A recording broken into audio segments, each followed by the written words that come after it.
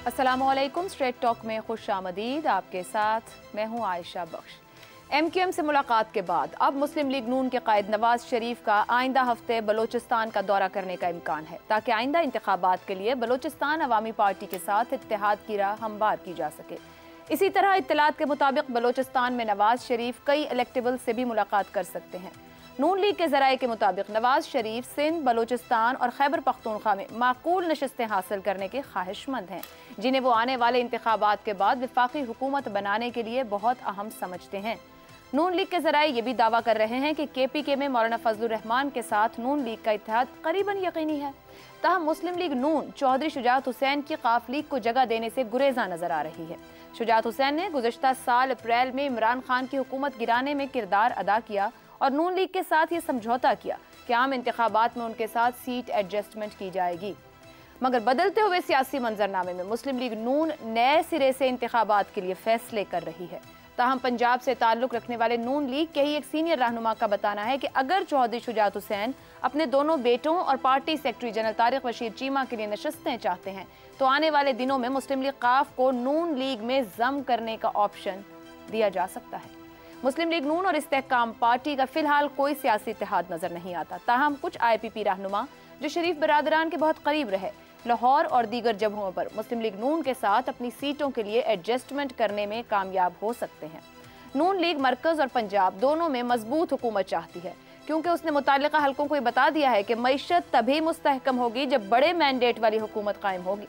सिंध में मुस्लिम लीग को जमाती इशू भी हो रहा है, क्योंकि नून लीग के रहनुमा मोहम्मद जुबैर और पार्टी के कुछ दीगर रहनुमाओं ने सिंध में पार्टी की क़यादत बशीर मेमन के हवाले करने पर तहफ़्फ़ुज़ात का इजहार किया है। उनका ख्याल है कि इस फैसले से सूबे में पार्टी कारकुनान को गलत पैगाम जाएगा। इत्तिलात के मुताबिक मुस्लिम लीग नून सिंध में 4 जमातें इत्तेहाद की तश्कील का इरादा रखती है, जिसमें मुमकिन इत्तेहादी MQM पाकिस्तान, JUIFA और पीर पगारा की क़यादत में ग्रैंड डेमोक्रेटिक अलायंस है। नून लीग काफ़ी अरसे से पंजाब की मकबूल तरीन जमात रही है, मगर 2002 के बाद नून लीग को दूसरे सूबों में अपने दम पर बड़ी सियासी कामयाबी नहीं मिल रही है। अब देखना होगा कि क्या नवाज शरीफ की कोशिशें रंग लाएंगी और ये जमात KPK सिंध और बलोचिस्तान की सियासी जमातों के साथ इत्तेहाद कर पाएगी। इसी पर गुफ्तगू का आगाज़ करेंगे। पैनल में हमारे साथ हैं अफसार आलम, शहजाद चौधरी, ज़ैगम खान और इफ्तिखार अहमद। आप चारों का बहुत शुक्रिया। प्रोग्राम का पहला सवाल, नवाज शरीफ का मिशन नून लीग को सिंध, KPK और बलोचिस्तान में इत्तेहादी सियासत के जरिए मजबूत बनाने के लिए फ़ाल करना, क्या नवाज शरीफ की कोशिशें रंग ला पाएंगी? इफ्तिखार साहब, इंतखाबात का बिगल बजा है, तैयारियां जारी हैं, कोशिशें हो रही हैं ज़्यादा से ज़्यादा वोटर और उसके ज़रिए ज़्यादा से ज़्यादा सीटों तक हिस्सा लिया जा सके। नून लीग की जानिब से जो पॉलिटिकली जिस तरह की एक्टिविटी नज़र आ रही है, जो कोशिशें मुस्लिम लीग नून की क़यादत कर रही है सीनियर लीडरशिप, कितनी समझते हैं कि उनको कामयाबी मिल पाएगी? आपने बड़ा ही मजबूत इंट्रो पेश किया है और उस इंट्रो के बाद उस पर कुछ और मज़ीद इजाफ़ा करना बहुत मुश्किल है, क्योंकि हर बात आने वाले दिन पर छोड़ी गई है। आने वाला दिन क्या करता है और क्या नहीं करता किसी को नहीं पता। कोशिशें तो हैं और जारी भी हैं, लेकिन कुछ ऐसी गलतियां भी हो रही हैं जिसकी लोग निशानदेही कर रहे हैं। बस गुज़श्ता रोज़ एक मीटिंग जो हुई उस पर उनके जो नाकाद हैं उनकी तनकीद बिल्कुल दुरुस्त थी। ये बात पाकिस्तान मुस्लिम लीग नून को, ये गवर्नर हाउस वाली मीटिंग का जिक्र कर रहे हैं? ये बात पाकिस्तान मुस्लिम लीग नून को समझ लेनी चाहिए कि हर कदम उनको सोच समझ कर और फूंक फूंक कर रखना होगा। ये 2017 वाला माहौल नहीं है, ये हॉस्टाइल मॉब है उनके ख़िलाफ़। और हत्ते इम्कान इस बात की कोशिश होगी कि पाकिस्तान मुस्लिम लीग को इक़्तिदार से दूर रखा जाए। जो लोग इक़्तिदार से दूर रखना चाहते हैं उनकी मुश्किल महज ये है कि जिस सूबे से इनका तल्लुक़ है उस सूबे की नशिस्तें कौमी असम्बली की बहुत ज़्यादा हैं, उनको तोड़ते तोड़ते भी वक्त लगता है। और पिछली मरतबा 3 रिटायर्ड जर्नलों की तमाम तर कोशिशों, 2014 के धरने, RTS के बिठाने और फिर लोगों को टिकट वापस करने पे मजबूर किया गया, फिर भी उतना फ़र्क नहीं पड़ा। लेकिन अब ऐसा नहीं है, क्योंकि PTI जो बज़ाहिर नज़र नहीं आ रही वो है। और अगर आपको यकीन नहीं आ रहा तो आपने देखा कि एकदम एक नई रॉ ने जन्म लिया है कि 9 मई को माफ़ कर दिया जाए, 9 मई को भूल दें, 9 मई को भुला दें। अगर आगे चलना है तो 9 मई को भुला दिया जाए। आप मुझसे कह रहे हो कि वो जा रहे हैं बलूचिस्तान, वो पहले भी बलूचिस्तान जाते रहे और बलूचिस्तान में उनका एक अच्छा खासा स्ट्रॉन्ग होल्ड है। जाम कमाल जो है वो पाकिस्तान मुस्लिम लीग नवाज़ के ही फेडरल मिनिस्टर थे और उनके पास अच्छी खासी एक पोजीशन है। और आज वाहिद पॉलिटिकल पार्टी है बाप, जिसके अखबारात में इश्तहारात फुल पेज पे आए हैं कि लोगों, आपने अगर पार्टी का टिकट लेना है तो इस तारीख तक आप पैसे जमा करा दें। किसी और सियासी पार्टी ने ऐसी एक्टिविटी नहीं की, अखबार के ज़रिए इश्तिहार दे के आवाम को बताया हो। तो बाप के इम्कानात हैं। और जो असल में नाराज़गी आसफ ज़रदारी साहब की है वो इसी वजह से जन्म लेती है। अब MKM की बात देख लें, MKM सीटें लेगी। MKM किसकी सीटें लेगी? पीपल्स पार्टी की सीटें नहीं ले सकती। MKM PTI की जो सीटें थी उनको वापस लेने की सलाहियत रखती है। GDA पे हम कल बात कर चुके हैं, सब कुछ हम कह चुके हैं। बार बार एक बात को कहना अच्छा नहीं लगता। एक छोटी सी बात, मुझे प्लीज, हर सूबे और इलाके की अपनी इंतखाबी हरकियात होती है। हमने बाप की बात की। मैं ये पूछना चाह रही हूँ कि इन तीनों सूबों में जिनका मैं हवाला दे रही हूँ, जब कोशिश कर रहे हैं कि हम कुछ गेन कर सकें, मुस्लिम लीग नून किसी तरह की मुश्किलात का सामना करना पड़ सकता है उस इलाके की ग्राउंड रियलिटी? जाम कमाल के घर पे जाते हुए उनको क्या मुश्किल का सामना करना पड़ेगा? जाम कमाल के घर जाते ही वो मुश्किल शुरू हो जाएगी जो जाम कमाल के मुखालिफ हैं। जिस वक्त वो MKM के घर जाएंगे तो वो मुश्किल उसी वक्त शुरू हो जाएगी जब उनके साथ गले मिलेंगे, उनके साथ हाथ मिलाएंगे, तो मुश्किल तो पहले से मौजूद होगी। मैंने कल एक बात आपके प्रोग्राम में कही थी कि यहाँ पे ये कोशिश भी की जा रही है कि मुस्लिम लीग को जो पंजाब है, इसका जो पठार है, जो इसका सेंटर है, जो सराइकी है, इसमें भी इसको उलझा के रख दिया जाए। अब तो ये भी बातें आनी शुरू हो गई हैं कि ख़ानदान के मामलात को भी ज़ेरे बहस लाना शुरू कर दिया गया। देर आर कुछ ऐसी चीज़ें हो रही हैं जो पिछले हफ्ते में नहीं थी, जो आपके सामने भी नहीं थी, मेरे सामने भी नहीं थी, वो इस हफ्ते आई हैं। और आने वाले हफ्ते में क्या होता है, इस बात के खदशात का भी इजहार किया जा रहा है कि मुमकिन तौर पे नवाज शरीफ के बजाय प्राइम मिनिस्टर कोई और हो। ठीक है जी, सब तक बातें हो रही हैं, सिचुएशन इवॉल्व हो रही है। हमें हर दिन बयानात और मुलाकातों के बाद हालात बदलते नजर आएंगे। सैगम साहब, बुनियादी सवाल के साथ, नून लीग के बारे में जो किंग्स पार्टी का तासुर है, ये पंजाब के अलावा दीगर सूबों में नून लीग को कितना फायदा देगा या फायदा नहीं देगा? पंजाब में तो किंग पार्टी होने का फायदा होता है, हमेशा होता है, क्योंकि पंजाब की नज़र उस पार्टी पर होती है जिसके जीतने के अमकानात ज़्यादा हों। और हमारे जो देही हलके हैं जिनकी बहुत बड़ी तादाद है ख़ास तौर पे, वहाँ जो वोट लोग देते हैं वो वोट ब्लॉक्स की शक्ल में देते हैं, जिसे आमतौर पे बिरादरी की सियासत कह दिया जाता है। वो बिरादरी की सियासत नहीं है, क्योंकि रियासत लोगों को डिलीवर नहीं करती, जो लोगों को चाहिए वो नहीं देती। तो लोग उसके लिए हल ये निकालते हैं कि अपने वोट इकट्ठे कर लेते हैं, 50, 100, 200, 400, 500, 1000, और फिर उसके बाद वो बारगेन करते हैं उम्मीदवारों से कि अगर हम आपको वोट दें तो आप हमारे लिए क्या करेंगे, आप हमें स्कूल बनवा देंगे, सड़क बना देंगे, हॉस्पिटल बनवा देंगे, क्या कुछ हमें करके दे देंगे। तो अगर कोई पार्टी जिसके अमकानात नज़र आ रहे हो, लोगों को नज़र आ रहा हो कि इसकी पुश्त पे इस्टेब्लिशमेंट है, तो वो जो वादा करती है कि ठीक है मसला ही कोई नहीं है, हम तो आ ही रहे हैं ना, तो तुम्हारा तो ये मसला ज़रूर हल होगा, तो वोट ब्लॉक्स उनकी तरफ मुतवज्जे होते हैं। क्योंकि पाकिस्तान का माशरा तब्दील हो रहा है, इसमें हमने देखा है कि वोट ब्लॉक्स की अहमियत मुसलसल कम हो रही है और इंडिपेंडेंटली, इंडिविजुअली, इनफरादी तौर पर एक जो कौमी रौ है उससे मुतासर होकर वोट देने की शरह बढ़ रही है। लेकिन फिर भी ये एक अहम पॉइंट है, मुख्तलिफ रिसर्चेस में साबित हुआ है, सामने आया है कि लोग विन एबल्स को वोट देते हैं, ख़ास तौर पर पंजाब में। तो पंजाब में तो चांसेस बहुत बेहतर हैं। अब हम तवज्जो दे रहे हैं दो दूसरे सूबों पर जो आप जानना चाह रही हैं, सिंध और बलूचिस्तान के हवाले से। एक तो मिशन जो है मियाँ साहब का, क्या कमाल मिशन है कि सिंध को जीतना है भाई की पार्टी के ज़रिए और बलूचिस्तान को जीतना है बाप पार्टी के ज़रिए।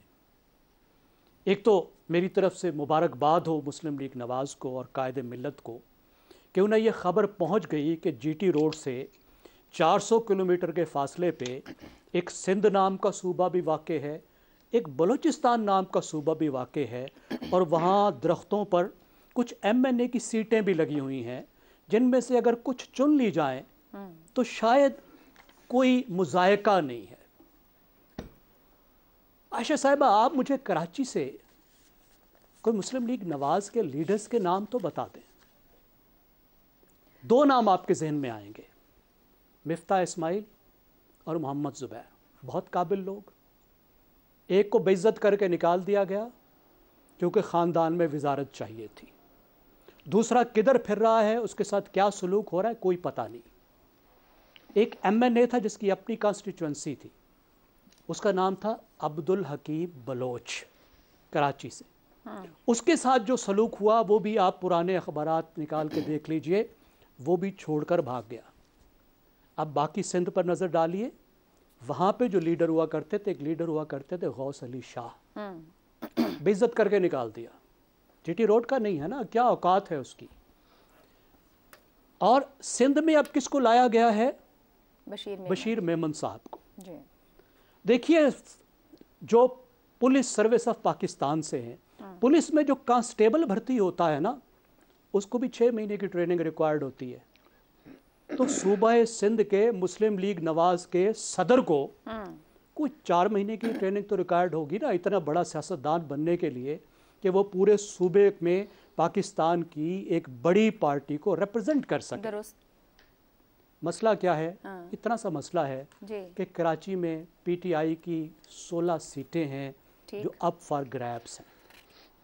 मुस्लिम लीग नवाज को तो नहीं मिलने वाली, जिनसे ली थी उनको। अगर मुस्लिम लीग नवाज को MQM के साथ मिला दिया जाए तो MQM के चांसेस बढ़ जाते हैं। ठीक हो गया।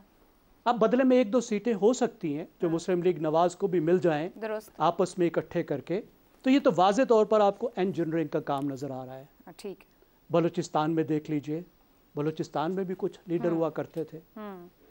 एक सनाउल्लाह जहरी थे, बिल्कुल पुराने क्लिप्स या उस पर चले जाइए, जलीलो ख्वार करके निकाल दिया गया। ठीक। एक अब्दुल कादिर बलोच थे, ठीक हो गया। उसके साथ क्या सलूक हुआ जी।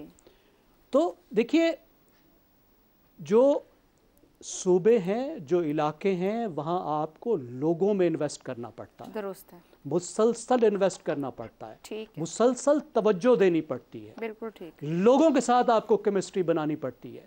इन दोनों सूबों पर तो आपकी तवज्जो ही नहीं है। मगर फिर हो सकता है जैगन साहब वक्त कम रह गया है, लोगों में इन्वेस्टमेंट की बजाय जमातों पे इन्वेस्टमेंट करें। माजरत के साथ मैं आगे बढ़ूंगी। शहजाद साहब, एक तो बुनियादी सवाल, दूसरा ये जो कहा गया है कि इंतखाबात के बाद एक मजबूत और भरपूर मैंडेट वाली हुकूमत चाहिए, मईशत बड़ा मसला है जिसका हल होना जरूरी है। आपको लगता है 1997 जैसी भारी मैंडेट लेने में मुस्लिम लीग नून कामयाब हो सकेगी या हो जाएगी? नहीं, मेरा नहीं ख्याल कि हो सकेगी। और उसकी वजह यह है कि 4 साल की जो एब्सेंस है ना नवाज शरीफ साहब की, और PMLN इस दौरान जिस तरीके से चाहे ऑपोजिशन में थी पार्लियामेंट के अंदर और उसके बाद PDM में आई, तो उसने कोई बहुत बड़ा ज़बरदस्त ट्रैक रिकॉर्ड नहीं छोड़ा अपने लिए। ना उनकी ऑपोजिशन इस काबिल थी, ऑपोजिशन के अंदर भी उन्होंने हुकूमत को काम नहीं करने दिया, PTI की हुकूमत को, जो कि ज़ाहिर है कि ऑपोजिशन का एक रोल था कि अच्छा हम इसको काम नहीं करने देंगे। उसकी बहुत सारी वजूहात हैं, उसमें बहुत सारा कसूर PTI का भी है। लेकिन उससे बढ़ के जब PDM का वक्त आया तो वो जो एक बोझ अपने ऊपर लाद लिया है इस PMLN ने, वो नहीं उतर रहा। तो मेरा अपना ख्याल ये है कि वो चीज़ें जो हैं वो पकड़ के रखेंगी। दूसरी बात, 4 साल के लिए मुल्क से गायब हो जाना या चले जाना, चाहे वो बीमारी के वजह से गए, कोई इसने भिजवा दिया, बातें तो हज़ार हैं और सब लोग समझते और सुनते हैं कि अच्छा ये क्या वजूहात बनी। और आज सवाल भी करते हैं क्या वो वापस आ गए। उनके अपने लाहौर के हल्के के लोग ये सवाल करते हैं, लाहौर के लोग खुद सवाल करते हैं। तो कहने का मतलब ये हुआ कि PMLN की वो जो क्रेडिबिलिटी थी उसका मसला है, उसको वापस अपनी जगह पे कायम लाने का सवाल है। अब उसके लिए सियासी सब चालें हैं, सब हरबे इस्तेमाल करने हैं, ज़रूर यही तरीका होता है। देखिए, आपके सवाल के अंदर 2 चीज़ें हैं। एक तो मैं ये जानूं कि अगर ये आप कह रही हैं कि क्या इंतखाबी जो इनकी इल्हाक है या जो इत्तेहाद है ये बन पाएंगे या नहीं बन पाएंगे, ज़रूर बन पाएंगे। चाहे वो सिंध से होंगे MQM की शक्ल में या किसी और GDA की शक्ल में। बलूचिस्तान में सरदारान आप नाम लीजिए, आप बाप और बेटा और उनको छोड़ दें, बेचारा एक अब्दुल कादिर बलोच और एक वहाँ पे वो जो तो जहरी साहब जिनका जिक्र बार बार होता है, ये कभी इधर के, कभी उधर के, कभी उधर के। सिंध के अंदर से गौस अली शाह का जो हाल हुआ वो हमारे सामने है। तो इसलिए वहां पर ये जड़ें बनाना, ये जड़ें ढूंढना, जो कि सवाल को जिस तरीके से मैं समझा आपके, कि वहां पे जड़ें पीएमएलएन अपने तौर पे लॉन्ग टर्म बेसिस पे बना पाएगी या नहीं, तो देखिए वहां पर रहना पड़ता है, वहां पर काम करना पड़ता है, वहां पर कोई ना कोई आपकी ऑर्गेनाइजेशन होनी चाहिए। ये कि क्या कि हर 3 साल के बाद, 4 साल के बाद आप एक नया सदर चुन रहे हैं, नए लोग ला रहे हैं, और उसके बावजूद वहां पे, और फिर जिस किस्म की पार्टियां हर सूबे में मौजूद हैं, उनका इतना वहां पे स्ट्रांग होल्ड है। केपी को ले लीजिए, कोई कह सकता है कि वहां पे एएनपी की पोजीशन कभी स्ट्रांग हो सकती है, भले जैसे भी है अपने इलाकों में कायम है। पीटीआई जैसी तैसी भी है, जिन हालात में भी है, उनका असर रसूख आज भी कायम है। पीटीआई के धड़े जो उनसे अलहदा हो गए वो अपने तौर पे आज भी कायम है। पर फजल रहमान साहब, उनका जो असर रसूख है वो कम नहीं होने वाला वहां पे। तो कहने का मतलब ये हुआ कि ऐसी जगहों में जाके अब सिर्फ अमीर मुकाम के बुनियाद पे अगर आप बोलें कि मैं केपी में हम अपनी जगह बनाएंगे, या उनके जो वो इत्तेहादी जो कि हजारा से बिलोंग करते थे, एबटाबाद से, जो अब नाराज होने को आए हुए हैं और नाराज हो चुके हैं, तो कहने का मतलब ये है कि एक तो तरीका ये था कि क्या पीएमएलएन इन सूबों के अंदर अपनी जगह बना पाएगी पंजाब से बाहर निकल के? मुझे लगता है कि नहीं, क्योंकि ये एक्सपीडियंसी है शॉर्ट टर्म। बस मुझे इंतखाबात में आप 2/3 की बात करिए, 2/3 नहीं हो पाएगी, बिल्कुल कभी नहीं हो पाएगी। पंजाब के अंदर ही एक ऐसा रन निकलेगा, चाहे वो पीटीआई की कुछ हिस्सा ले जाएगा, कोई इस्तेकाम पाकिस्तान पार्टी ले जाएगी, कुछ हिस्सा इनके हिस्से में आ जाएगा, तो वो चीज़ वो उस तरह हो नहीं पाएगी जो कि 1997 में हुई थी। तो मुझे यूं लगता है कि आपका अगर ये सवाल हो कि क्या वो इंतखाबी इत्तेहाद कर पाएंगे और जीत पाएंगे, हाँ जरूर कर पाएंगे। बहुत सारी पार्टियां इससे फायदा शहजाद साहब, अगर मुख्तसरन मुझे इजाजत दें और इसका इतना सा जवाब दे दें। आपने कहा 97 जैसा नहीं हो सकेगा, तो 2018 में देखा किंग्स पार्टी को कामयाब कराने के लिए एजेंसियां काफी आगे तक गईं।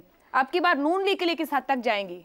देखिए, वो हम कहा करते हैं ना कि अगर आप कम से कम अगर 10 करने हैं या 9 से 11 करना हो, तो आपको कम से कम 7-8 करना पड़ता है। दुरुस्त हो गया। आप 7-8 होंगे तो कोई आपको 11 पे ले जाएगा, ठीक हो। 8 होंगे तो 11 पे। ये नहीं हो सकता कि आप 5 और 6 पे बैठे हैं और आपको कहा जाए कि आप 11 पे चले जाए। अगर कुछ करना भी कोई चाहता है तो ऐसे को करेगा जिसकी कोई प्रॉमिस और पोटेंशियल मौजूद हो। दुरुस्त है। तो बाकी चीजें तो ये तमाम हमारा जो माहौल है जिसके अंदर इंतखाबात होने हैं, उसके अंदर इस माहौल को भी मद्देनजर रखना पड़ता है कि किस किस्म का माहौल है और उसको कैसे रीड किया जा रहा है और किस तरीके से अपनी जगह बनाई जा रही है। ये आहिस्ता आहिस्ता करने वाले काम है, एकदम से कुछ नहीं होगा। ठीक है। अबसार साहब, बुनियादी सवाल के साथ जाविया, ये जो शहजाद साहब जहां गुफ्तगू खत्म कर रहे हैं, नून लीग भले किंग्स पार्टी का तासुर लिए हुए, मगर क्या हाइब्रिड निजाम किसी जमात को अपने दम पर मैंडेट लेने की इजाजत देगा? माहौल क्या कहता है? माहौल को छोड़े, आप मुझे आपकी तारीफ करना चाहता हूँ। आज बहुत अच्छी आप एंकर हैं, माहिर हैं, और जितनी महारत से आज आपने 3 दफ़ा किंग्स पार्टी का लफ्ज़ खिसकाया है ना लोगों के जहन में, वो मेरे जहन पे भी चिपक गया है। और यही मीडिया का काम होता है कि लोगों के जहन साजी की जाए बिफोर टाइम। मैंने किंग्स पार्टी का लफ्ज़ आज से पहले ना पीपल्स पार्टी के लिए सुना, ना नून लीग के लिए, ना पीटीआई के लिए। किंग्स पार्टी का लफ्ज़ मैंने सुना काफ लीग के लिए, जब इस मुल्क का किंग परवेज मुशर्रफ था, मार्शल लॉ था इस मुल्क में और मिलिट्री डिक्टेटर था। अब आप मुझे पहले ये बताएं कि जो हम पेंट कर रहे हैं कि पिछली पीटीआई 2018 में भी किंग्स पार्टी थी एक, अब मुस्लिम लीग नून जो है किंग्स पार्टी, किंग कौन है इस मुल्क में? पहले तो ये बताएं, 18 में कौन था और अब कौन है? सर, आपको पता है पीपल्स पार्टी ने कल खड़े होकर कहा कि हमारा रास्ता अवाम में से निकलता है, लेकिन मुस्लिम लीग नून का सिलेक्टर्स में से निकल रहा है। यहाँ पे फैसले कैसे होते हैं, किस तरीके से 18 का इंतखाब हुआ है, इसमें कोई ढकी छुपी बात तो रह नहीं गई अबसार साहब। ये तो आपके सियासतदान भी बताते हैं। टर्म हमने वो इस्तेमाल कर ली, बिल्कुल। तो मैंने अभी उसी हवाले से सवाल रखा। पार्टी की बात करें, किंग्स पार्टी का लफ्ज़ कहां से आया? पार्टी वही जिसे कहते हैं पीएम भाई, फिर समझ जाए कौन है किंग और कहां है पार्टी। नहीं, इस खुल के बात करें। खुल के कह रही हूँ मैं, आपको एस्टैब्लिशमेंट का नाम दे रही हूँ, इदारों का कह रही हूँ, किस तरीके से चीजें होती रही हैं। अब तो सब कुछ सामने आ चुका, सब तस्लीम, आप खुद कह चुके क्या कुछ होता रहा। चलें एक बात बताएं कि बलूचिस्तान जाना कोई इंडिया जाना तो नहीं ना, पाकिस्तान का हिस्सा है, जाना चाहिए, शुड बी नॉर्मल। मैं सिर्फ ये कह रहा हूँ कि अगर कोई भी सियासी जमात में, इसमें पीटीआई को भी कहूँगा, उसकी कल परसों हम उसकी मुफाहमत के लिए, और कुछ कॉलम नवीस तो आलम अरवा से गुफ्तगू कर रहे हैं आजकल उनकी मुफाहमत के लिए। अगर पीपल्स पार्टी या नून लीग मुफाहमत करती है तो वो किंग्स पार्टी हो जाती है, वो मुफाहमत कर लेती है मफादात के लिए, अपनी करप्शन बचाने के लिए। अगर वो मुफाहमत ना करें, कोई उसूली स्टैंड ले कोई भी सियासी जमात, तो हम उसको कहते हैं कि ये लड़ते हैं हर एक से, ये काम नहीं करते, ये इस मुल्क के इदारों के साथ पंगा करते हैं। हम मीडिया वाले करना क्या चाहते हैं इस मुल्क के साथ और सियासी जमातों के साथ, जबकि हम एक तरफ ये कहते हैं कि सियासी जमातें जो हैं इस मुल्क को, फेडरेशन को पुराने की लड़ी है। जब वो पुराने की लड़ी है तो मुझे बताएं कि हमने सियासत और सियासतदानों को जितनी गाली इस मुल्क में दे दी है, कोई एक बच्चा मुझे स्कूल में, कॉलेज में, यूनिवर्सिटी में जाके बता दे कि उसका इंटरव्यू किया गया और वो कहे मैंने बड़ा होकर सियासतदान बनना है। जब आप एक तरफ हम कहते हैं जी सियासी जमातें बड़ी जरूरी हैं, सियासतदानों को बेहतर होना चाहिए, दूसरी तरफ रोजाना हम उनको जिधर भी वो चलें, वो लेफ्ट पे जाएं तब ताना, राइट पे जाएं तब ताना। ऐसे में कौन सियासतदान अच्छा इंसान कौन सियासतदान बनना पसंद करेगा या सियासी जमात को ज्वाइन करना पसंद करेगा? सियासतदान अपनी आइडियोलॉजी खोल के रखे, फिर ना राइट जाए ना लेफ्ट जाए, अपनी आइडियोलॉजी के साथ चले। और मैंने सिर्फ उनकी इंतखाबी स्ट्रेटेजी पे बात की है सर, मैं सियासी जमात की आइडियोलॉजी की बात कर रही हूँ कि जो पॉलिटिकल पार्टी आए वो जो आइडियोलॉजी जिसके साथ खड़ी हो, अवाम को पता हो कि उसका लीडर कहाँ खड़ा है। ऐसे ही थोड़ी फिर बाद में कल को पीटीआई सब बातें करती थी, हमें क्या पता चला पीटीआई क्या कर रही थी, हम सबने देखा क्या कर रही थी। तब भी लोग कहते होंगे आप क्यों सियासी जमात पे बात कर रहे हैं। पीटीआई ने तो खुल के बात की, पीटीआई ने खुल के लोगों की ज़हन साजी की, जहर भरा और एक खास रास्ते पे लेके गए। मीडिया उसके साथ शामिल था। उसके बाद 9 मई के बाद मीडिया बदल गया है पीटीआई से। अब कहते हैं मुफाहमत करें पीटीआई के साथ। इसी तरह पीपल्स पार्टी को रगड़ा मीडिया ने, पीएमएलएन को रगड़ा। अब मुझे बताएं मीडिया करना क्या चाहता है इस मुल्क के साथ, किसको लाना चाहता है? चलो उसके लिए बात कर लेते हैं ना कि सियासी जमातें गंदी कर दी, साइड पे कर दें जी, हम किंग को लाना चाहते तो मीडिया बिल्कुल सियासी जमातों कोई गंदा नहीं कर सकता। अगर सियासी जमातें अपनी जगह स्टैंड आउट करें, मुझे ब्रेक पे जाना है, बिल्कुल नहीं गंदा कर सकते सर। कॉम्प्रोमाइज होंगी तो फिर सवाल तो उठेंगे। अब आप फ्रीडम ऑफ स्पीच और एक्सप्रेशन पे कहें कि सवाल नहीं करें इस रुख पे, तो फिर तो ना फ्रीडम ऑफ स्पीच और चीज है, स्पिन डॉक्ट्रिन और चीज है। फ्रीडम ऑफ स्पीच कोई डॉक्ट्रिन नहीं है सर। फ्रीडम ऑफ स्पीच में लिखा हुआ है कुछ। अभी यहाँ बात हुई 4 साल एक लीडर ग्राउंड पे मौजूद। चलें ठीक है, मुझे इजाजत दीजिएगा, ब्रेक की तरफ जाते हैं। ब्रेक से वापस और रहा मामला करप्शन की फिर आवाजें और गूंज, 4 साल हुक्मरानी, लेकिन अब आ रहे हैं स्कैंडल सामने इस ब्रेक के बाद। स्ट्रेट टॉक में एक बार फिर खुशामदीद। इमरान खान की अहलिया बुशरा बीबी की करीबी साथी फराह गोगी का नाम चेयरमैन पीटीआई की वजारत उज़्मा के दौरान ही एक मुतनाज़े नाम के तौर पर गूंजने लगा। पंजाब के अजला में इंतजामी ओहदेदारों, पुलिस अफसरान के तकर्रुर और तबादलों, थानों के बिकने, मुराद याफ्ता पोस्टिंग्स के लिए रिश्वतें लेने की खबरें पंजाब में गूंजने लगी। इन इल्जामात को उस वक्त मजीद तक़वियत मिली जब फराह गोगी ने 3 अप्रैल 2022 को उसी रोज़ पाकिस्तान छोड़ दिया, जब इमरान खान के खिलाफ तहरीक अदम एतमाद पेश हुई। हैरानगी की बात यह रही कि इमरान खान अपने इंटरव्यूज में फराह गोगी को जस्टिफाई करते रहे, ये कहकर कि फराह खान 20 साल से रियल एस्टेट का काम कर रही हैं। 3 साल में इस काम में बहुत पैसा कमाया गया। नैब ने फराह पर केस कर दिया। महीना नहीं गुजरा कि इंतकामी कार्रवाइयां शुरू हो गईं। फराह का सिर्फ ये कसूर है कि वो बुशरा बेगम के करीब हैं।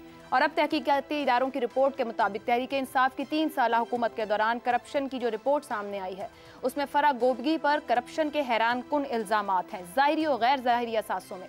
2017 से 2020 तक 4,520 मिलियन रुपए का इजाफा हुआ है। 2020 में 950 रुपए मिलियन के असासे वो खुद तस्लीम करती हैं, जबकि गैर ज़ाहिरी मिल्कियती असासे 3,825 रुपए मिलियन। फराह गोगी के सिर्फ 3 सालों में ज़ाहिरी असासों में 420% इजाफा और गैर ज़ाहिरी असासों में 15,300% इजाफा हुआ है। ज़ाती मिल्कियत हैं, जबकि एहसन जमील गुज्जर और बाकी रिश्तेदारों और हिस्सेदारों के असासे इसके अलावा हैं। 3 दिसंबर 2019 को प्रॉपर्टी टाइकोन से आउट ऑफ कोर्ट मुआहदे के तहत बरतानिया से 190 मिलियन पाउंड हुकूमत को मिले। फराह गोगी ने 19 जुलाई 2021 को प्रॉपर्टी टाइकोन से 240 कैनाल जमीन नाम करवाई।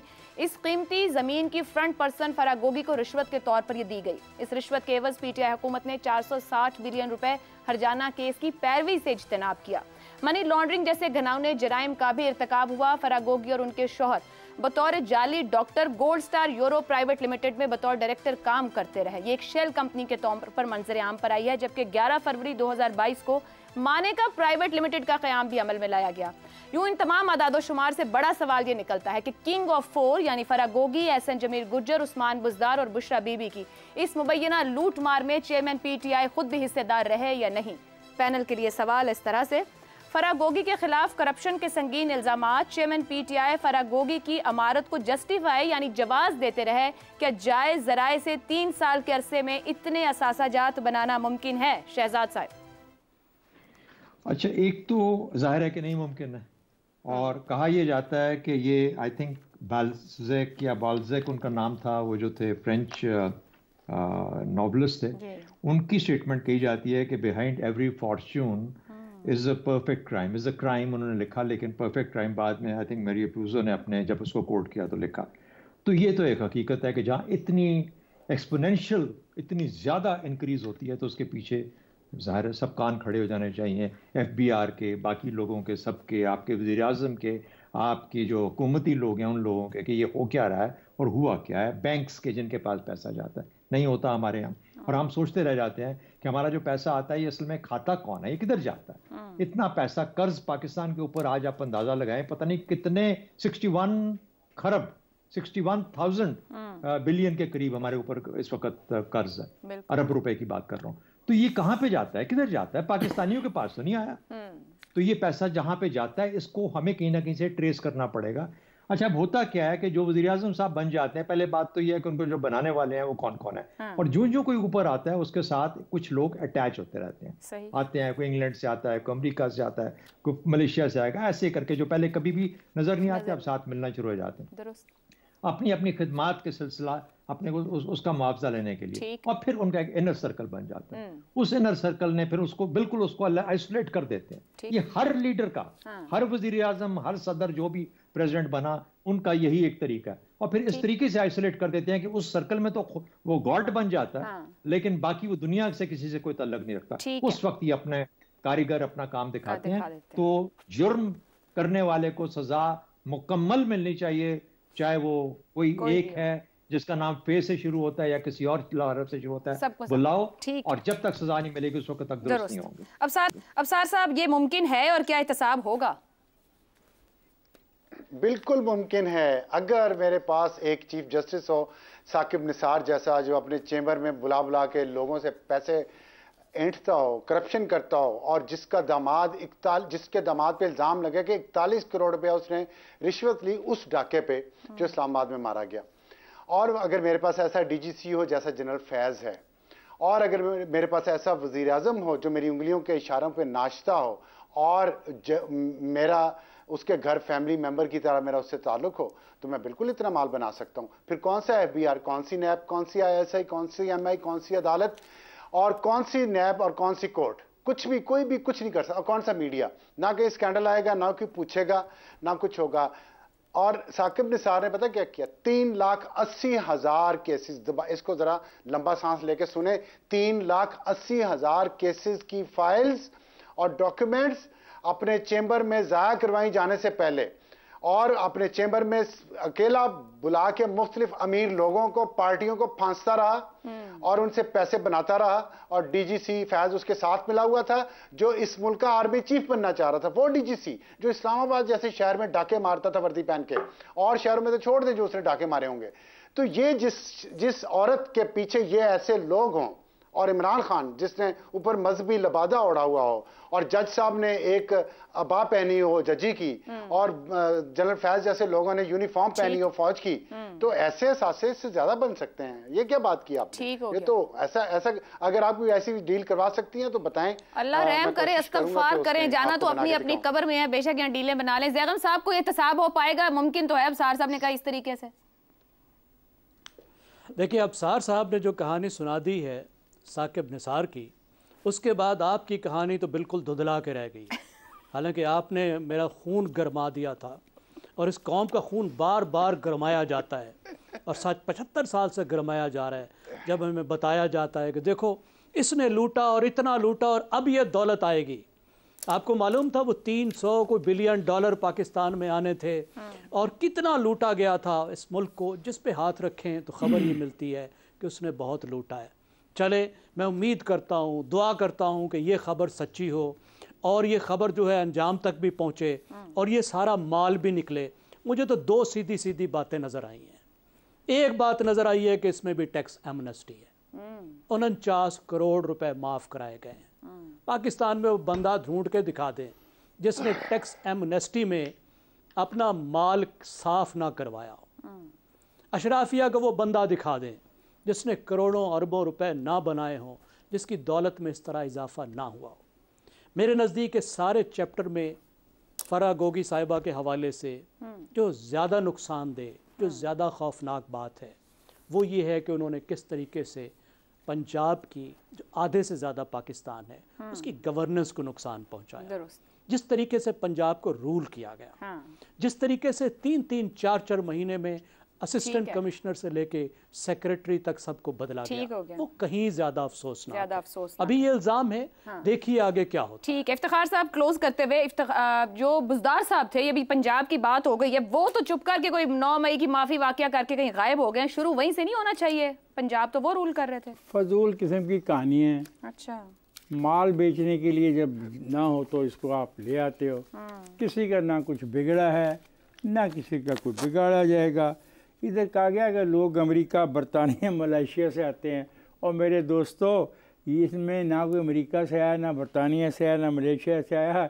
एक गांव से उठ के आने वाला आया, और उस गांव से उठ के आने वाले ने ये सारा काम दिखा तो दिया। फिल्म की कहानी और की तरह लगा आपने जो बोला है। बाकी ये रहा एमनेस्टियाँ 3 दी गई उस दौर में, और सोच समझ के दी गई कि करप्शन को और हराम के माल को कानूनी शक्ल कैसे देनी है। और ये कानूनी शक्ल देने वाला कोई आम आदमी नहीं था, इस मुल्क का सरबराह था।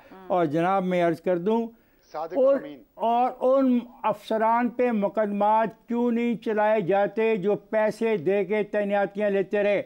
मैं 4 अफसरों को जानता था, चारों ने 2-2 करोड़ रुपये दिया, उसके बदले 8-8 रुपये 8-8 करोड़ कमाया, और सिर्फ 3-3 महीने उन्होंने वो वहाँ पे असाइनमेंट ली।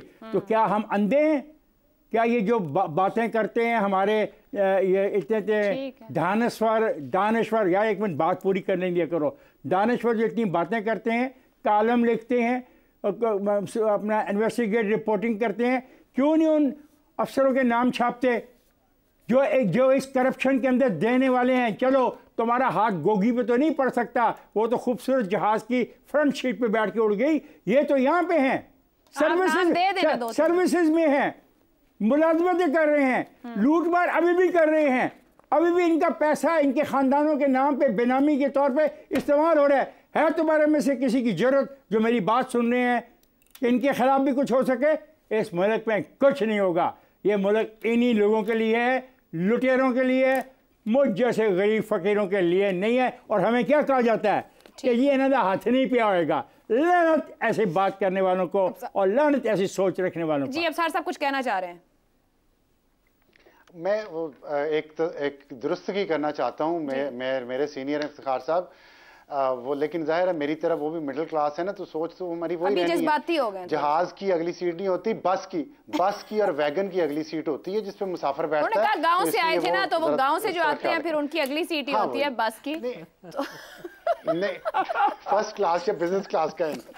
मैं तो यही क्लोज करूंगी कि जो इफ्तिखार साहब ने जिस तरह कहा गांव से आए वो लोग थे, तो ऐसा लगा जैसे किसी फिल्म की कहानी सुनाई कि गांव से आए और मुल्क लूट के चले गए। अगर चारों मेहमानों का बहुत शुक्रिया। प्रोग्राम से इतना ही, इजाजत दीजिए, अल्लाह हाफ़िज़।